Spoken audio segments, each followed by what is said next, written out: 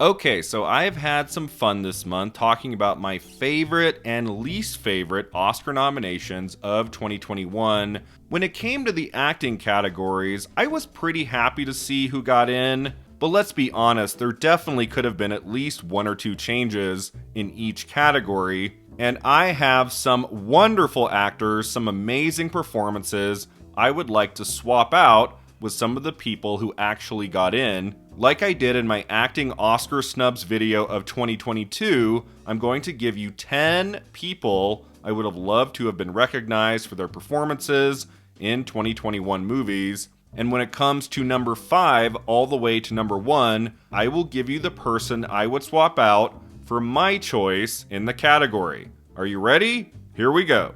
Number 10, Dev Patel, The Green Knight. I don't want your games, or your gifts, or your kindness. Are you certain there is nothing you wish to give me? So easily one of the best films of 2021 that did not receive a single Oscar nomination is The Green Knight, which came out in the summer. This movie knocked me out. What a wild ride, what rich, luscious cinematography. The production design, the score, and the performances are stellar. I have been a huge fan of Dev Patel going all the way back to Slumdog Millionaire. I was so happy when he finally received his first Oscar nomination for Lion in 2017. He won the BAFTA award for that performance. I think Dev Patel has continued to show his talent in one movie after another, and one of his best performances on film to date is in The Green Knight. It's a more physical performance than what we're used to from him, but it's emotional too and subtle. He's got a lot of quiet moments. That entire movie rests on his shoulders, and he is more than up to the task. I loved his performance in this movie. What a really, really cool Best Actor nomination it would have been. Dev Patel in The Green Knight. Number 9, Marley Matlin, Coda.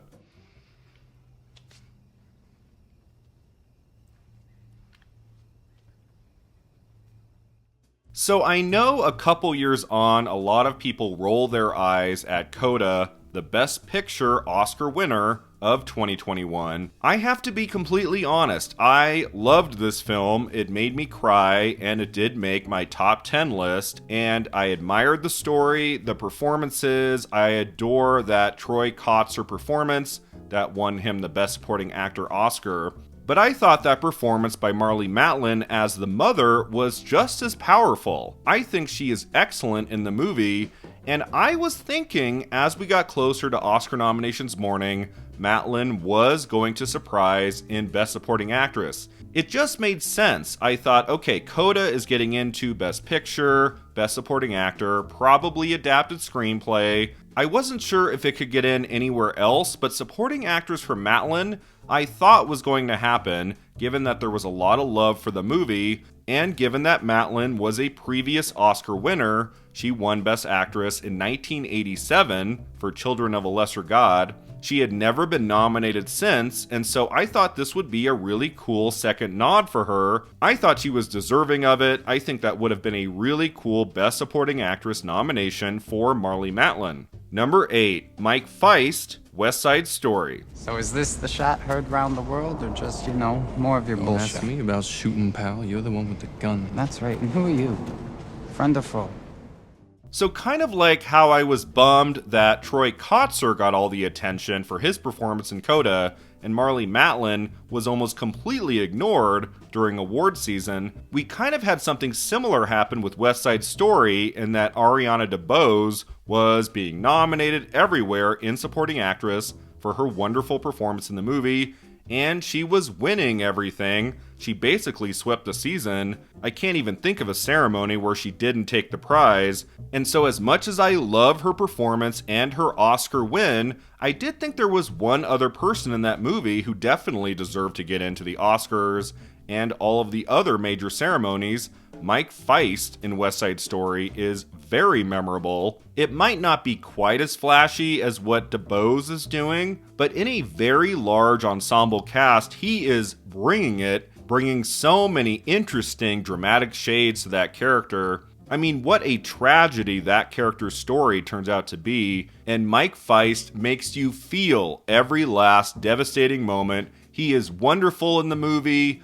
I was so happy to see him get in at BAFTA. I thought that might translate to an Oscar nomination, but no, they had to go with J.K. Simmons in Being the Ricardos over someone like Feist in West Side Story.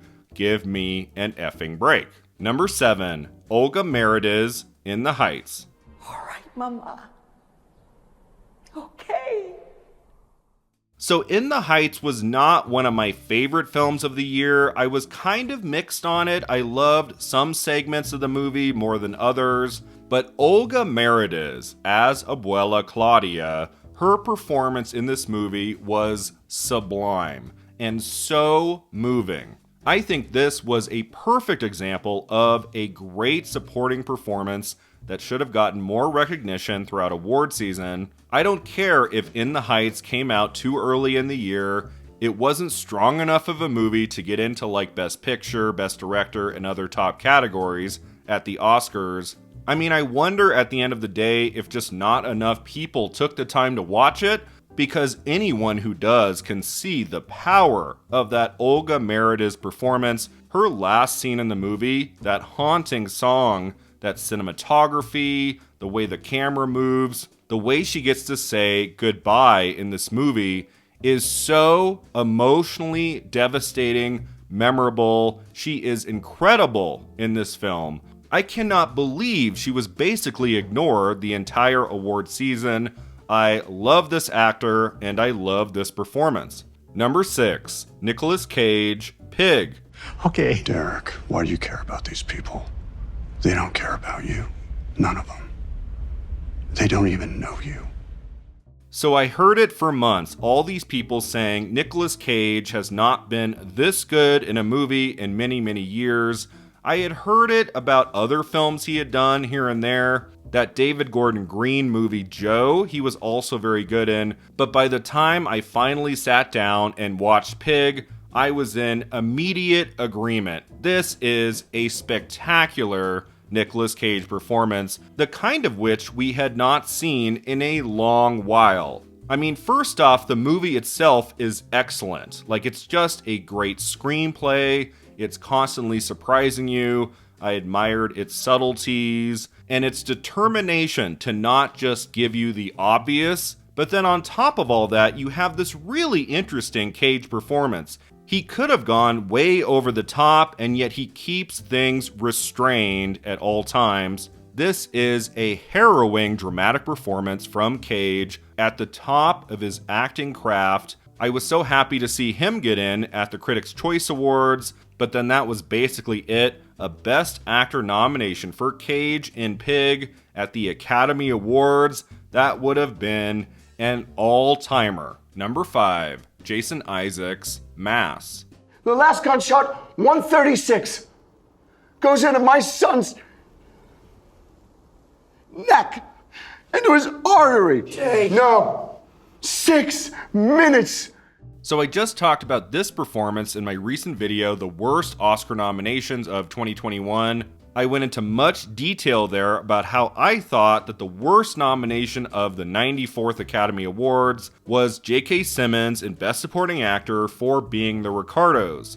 I honestly struggled with that movie as a whole, but I really did not get much out of the Simmons performance and don't understand to this day why he got that Oscar nod.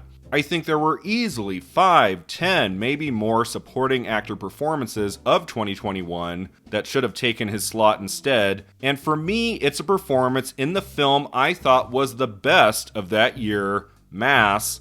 I mean, I get it. It's a movie about 4 people sitting around a table for almost 2 hours talking about a school shooting. The son of one couple killed the son of the other couple. It's not an easy watch. I always feel weird when I say it was my favorite film of 2021. Favorite is probably the wrong word. I don't know if I'll ever watch this movie again. It is a very difficult movie to watch. I was crying for many sections, especially in the second half. But from the opening scene all the way to its devastating finale, This is a brilliant piece of filmmaking I have never forgotten, and those 4 performances in the movie are stellar.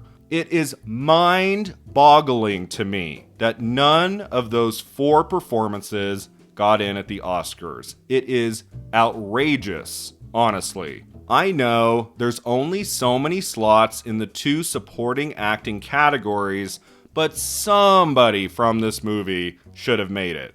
I think Jason Isaacs would have been a wonderful choice for his career best, complex performance of a father grieving. As I've talked about before, I would take out J.K. Simmons in Being the Ricardos and replace him with Jason Isaacs in Mass. Number 4, Simon Rex, Red Rocket. I just need a place to crash. Why can't you be You're cool? not what does it look like a hotel? Really? It's like that? Can you get off the property, please? So to me, the most impressive lead male performance in a 2021 film that did not get into the Oscars was Simon Rex in Red Rocket. This was the second to last or the last film I watched before I made my top 10 list of the year, and I had been hearing good things for many months about the movie and his performance. I dug this turn by Simon Rex. This is not somebody people would have pegged as being in an Oscar snubs video, I would guess. But you know what? I think he absolutely deserved to make it in. From the opening moments, this guy disappears into the role. It's as if this whole movie, this character, were designed for Simon Rex. Sean Baker is such a gifted director. He gets such wonderful performances from his actors movie after movie. And I love that he will take chances on people that pretty much any other filmmaker would toss aside for someone more A-list, someone who's more maybe mainstream. Nobody needed to give Simon Rex a really rich, fantastic lead performance in a movie, but Sean Baker did, and Rex runs with it, literally naked at the end of the movie. He is just so natural, authentic in this material from beginning to end. I was so thrilled to see him win Best Actor at the Film Independent Spirit Awards. I mean, I know Red Rocket wasn't a movie for everybody, but I do think in the history of cinema, this is a major Oscar snub in the Best Actor category. I would take out Javier Bardem for Being the Ricardos and replace him with Simon Rex in Red Rocket. Number 3, Renata Reinsve, The Worst Person in the World. Jeg skulle ønske at jeg hadde hatt det du har hatt, og kunne sitte og tegne og ikke tvile, ikke ha noe tvil om at det du gjør det du skal gjøre. We were so lucky in 2021 to get such a rich variety of films, which included, of course, many great international films. My favorite international feature of 2021 was The Worst Person in the World. Kind of like Red Rocket, I saw it very late in the game, and I had heard amazing things, and I was still gobsmacked by everything I was watching in that film. It's such a unique and complicated screenplay. I'm so happy that script was recognized at the Oscars. But I do think this terrific film should have gotten even more Academy love. It should have made it into Best Picture, not just International Feature. And I do think Renata Reinsve gave one of the 3 best performances of 2021. She is incredible in this movie, so real and raw and heartbreaking. She allows this captivating narrative to soar from one scene to the next. She gets to be funny and sad and whimsical and romantic. It is such a complicated character who you are always rooting for. And when she was nominated for Best Actress at BAFTA, like, there was hope. Maybe a late in the game Oscar shocker, Reinsve gets in, and Nicole Kidman in Being the Ricardos, yes, Being the Ricardos again, is left out. But it didn't happen, sadly. I wish it did. She deserved not just the BAFTA nomination, but also an Oscar nomination for her simply phenomenal performance in the Best Actress category at the Academy Awards. I would take out Nicole Kidman in Being the Ricardos and replace her with Renata Reinsve in The Worst Person in the World. Number 2, Ruth Negga, Passing. That's good. My goodness, John. After all these years, what would it matter if you found out that I was 1 or 2% colored, One of the most devastating omissions at the 94th Academy Awards was Passing, written and directed by Rebecca Hall. How did this remarkable, observant period drama not get a single Oscar nod? It's a total joke. This film easily made my top 10 list of the year. I find it engrossing. Those performances by Ruth Negga and Tessa Thompson are stellar. And then the direction, the screenplay, the cinematography, it is gorgeous to look at. And the script takes these characters into some unexpected directions. I just admired so much about this film. Tessa Thompson would have made a great lead actress nominee. She got in at BAFTA, which was awesome. BAFTA did some really cool things in early 2022. They took more chances, recognized some smaller indie films that the Academy apparently just didn't care to watch. I don't know. But if there was one nomination for Passing that looked pretty likely, it was Ruth Negga in the Best Supporting Actress category. She got in almost everywhere in the precursor ceremonies. Like, she got in at SAG, and I was feeling good about her chances. I thought, okay, even if Passing is overlooked everywhere else, she did get that surprise Best Actress nomination at the Oscars in 2017 for Loving, so they like her and she's giving such a fascinating performance in Passing. I just didn't think they could possibly overlook her work in that movie, and then they did. They decided instead to nominate Dame Judi Dench yet again for Belfast. I mean, she is fine in that movie, but she didn't do anything special. I think Ruth Negga is giving a very special, complicated, tragic performance in Passing. It's so moving. Ruth Negga, let's be honest, should have not one, but 2 Oscar nominations by now. In the Best Supporting Actress category, I would take out Dame Judi Dench for Belfast and replace her with Ruth Negga for Passing. Alright, and that takes me now to my number 1 choice. What do I think was the most egregious acting Oscar snub of 2021? There's not going to be any big surprises here. It's a performance in a movie I've already talked about in this video. What I thought was the best film of 2021. My number 1 choice for the best performance snubbed at the 94th Academy Awards is Martha Plimpton in Mass. It's just this terrible pain from wishing for a different past, and I can't let it control my life anymore, because if I do, I'm afraid I'll never see him again. So to be completely honest, this number 1 choice is a tie, in a way, between Martha Plimpton and Ann Dowd. It's hard to choose between them. They are both incredibly devastating in this movie.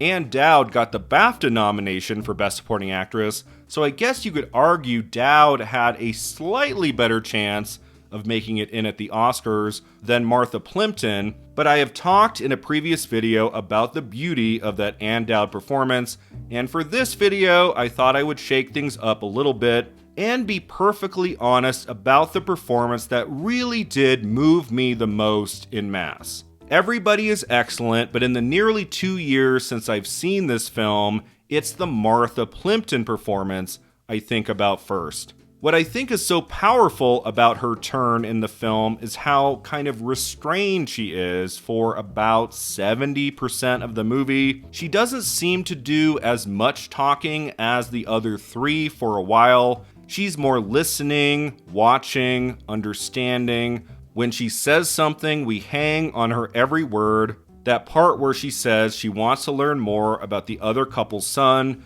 because he killed her son is devastating. Like, her delivery of that line is perfection. It could have been so over the top, tears streaming down her cheeks, and that's not the kind of performance this is. Nobody really in Mass gives that kind of performance. There is a restraint all 4 actors have throughout the running time I admired greatly. This is never about who can outact the other. It's always about bringing a smart, captivating screenplay to life, and everybody in this movie is giving their all. But there is that scene near the end of the running time where Martha Plimpton gets her moment to shine, how she decides to proceed with the other couple in her own life as she grieves her son is so real and moving and heartfelt, I'm almost tearing up thinking about it. I didn't really know how this film was going to end, but what Martha Plimpton's character does and says near the end, it just kind of makes the whole movie work as beautifully as it does. She is an amazing actor who's done great work for decades. She's never been recognized with an Academy Award nomination. I know in some respects Ann Dowd might have been the surprise nominee from this movie, more so than Martha Plimpton. Honestly, I don't really care which one got in, as long as somebody from Mass got an Oscar nomination. All four of these talented actors deserved it, and it's a bummer that they were all snubbed in the end, including Martha Plimpton. Now, I am pretty happy with that supporting actress lineup beyond Judi Dench, but to be perfectly honest, even though this film made my top 10 list of 2021, the segments in the film with Jessie Buckley playing the younger version of Olivia Colman's character, like they were solid, but they were never as compelling to me as the material with Colman. So it's kind of a difficult choice, I know, but if I absolutely had to, in the Best Supporting Actress category at the 94th Academy Awards, I would take out Jessie Buckley in The Lost Daughter and replace her with Martha Plimpton in Mass.